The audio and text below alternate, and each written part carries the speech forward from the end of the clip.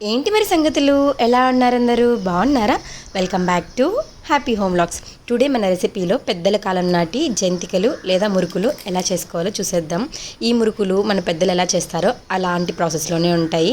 ఇప్పుడంటే ఇన్స్టెంట్గా చాలా ప్రాసెస్ వచ్చాయి, అలాగే చేసేసుకుంటున్నాం. కానీ మన పెద్దలు మాత్రం ఇలాగే చేసేవాళ్ళు, అన్నీ కలిపి. అది ఎలా చేసుకోవాలో చూసేద్దాం.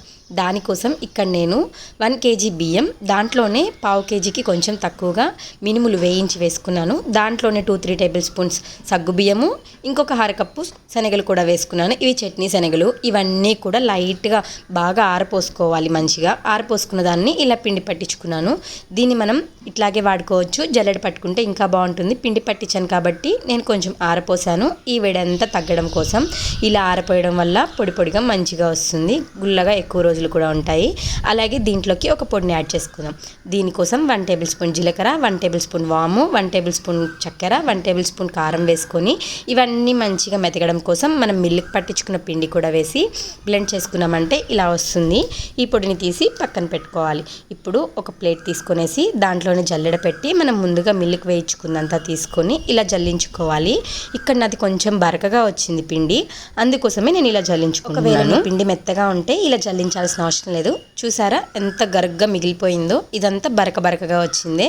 మొత్తం అంతా తీసి పక్కన పెట్టేసుకోవాలి. ఇది కూడా వేస్తే అంత టేస్టీగా ఉండదు, అందుకోసమే తీసేసాను. ఇలా అంతా పిండి పట్టుకున్న తర్వాత మధ్యలో కొంచెం గుంటగా చేసుకొని మనం ముందుగా చేసి పెట్టుకున్నాం కదా పొడి, ఆ పొడిని వేసుకొని దీంట్లోనే ఈ వెన్న వేయటం వల్ల చాలా టేస్టీగా ఉంటాయి, గుల్లగా వస్తుంది. ఇక్కడ నేను 1/2 కప్ పైన వెన్న వేసుకున్నాను.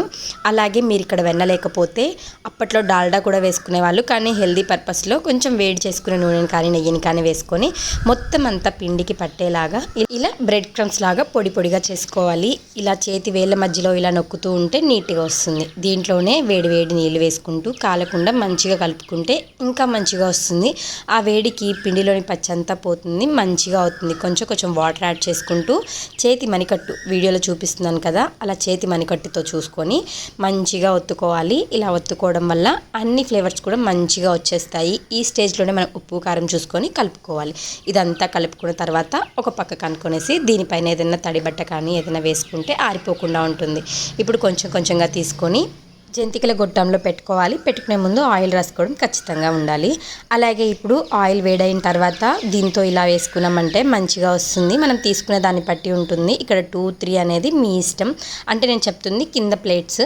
ఇలా ఆయిల్లో వేసిన తర్వాత కొంచెం బబుల్స్ అన్నీ ఆగిపోయిన తర్వాత మాత్రమే దీన్ని సెకండ్ సైడ్కి టర్న్ చేసుకోవాలి. అలా చేసుకోకపోతే ఒక సైడే కాలుతుంది, ఇంకొక సైడ్ కాలదు. అలాగే బబుల్స్ అన్నీ పోకముందే టర్న్ చేసామంటే అది కూడా ఇరిగిపోతుంది అనమాట. అందుకోసమే ఇలాగ 2 సైడ్స్ తిప్పుకుంటూ బబుల్స్ అన్నీ కొంచెం ఆల్మోస్ట్ అయిపోతున్నాయి అనే వరకు తీసుకున్నామంటే మన మురుకులు పర్ఫెక్ట్గా రెడీ అయిపోతాయి. మీరు ఒకవేళ ఇలా ఆయిల్లో వేయలేకపోతే ఏదైనా పేపర్ మీద కానీ లేదా గరిటె మీద కానీ వేసుకొని కూడా వేసుకోవచ్చు.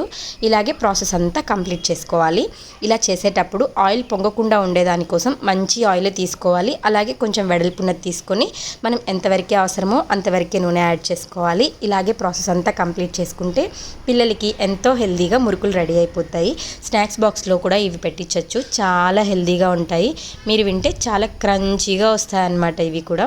ఈ రెసిపీ మీకు ఎలా అనిపించింది కామెంట్ చేయడం మర్చిపోకండి. Thank you for watching.